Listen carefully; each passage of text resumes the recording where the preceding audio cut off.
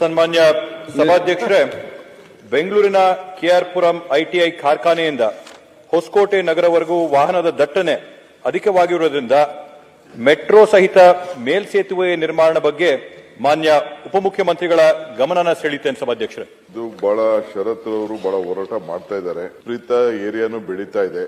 ಹೆಚ್ಚು ಕಮ್ಮಿ ಕೋಲಾರಿಂದ ಲೆಕ್ಕ ಹಾಕೊಂಡ್ರೆ ರೆಗ್ಯುಲರ್ ಟ್ರೈನ್ ಅಲ್ಲೇ ಡೈಲಿ 10,000 ಜನ ಕೆಲಸಕ್ಕೆ ಬರ್ತಾ ಇದ್ದಾರೆ ರೆಗ್ಯುಲರ್ ಟ್ರೈನ್ ಅಲ್ಲಿ. ಈ ಐಟಿ ಕಾರಿಡಾರ್ ಅದು ಸ್ವಲ್ಪ ಹೆಚ್ಚು ಕಮ್ಮಿ ಹೊಸಕೋಟೆಗೆ ಲಿಂಕ್ ಆಗ್ಬಿಟ್ಟಿದೆ. ಅವರು ಕೇಳೋದ ಅವಶ್ಯಕತೆ ಇದೆ. ನಾನು ಇದನ್ನಾಗಲೇ ಪ್ಲಾನ್ ಅಲ್ಲಿ ಸೇರಿಸಿ ಇದ್ರ ಬಗ್ಗೆ ಆಗಲೇ ಡೀಟೇಲ್ ಸರ್ವೆ ಮಾಡಿಸ್ತಾ ಇದ್ದೀನಿ.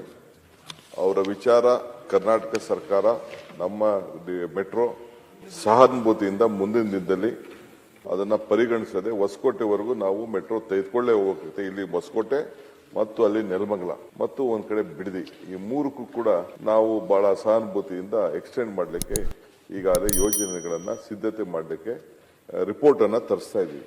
ಅದರಿಂದ ತಮಗೆ ಕಾನ್ಫಿಡೆನ್ಸ್ ಇರಲಿ, ವಿಲ್ ಕನ್ಸಿಡರ್ ಯುವರ್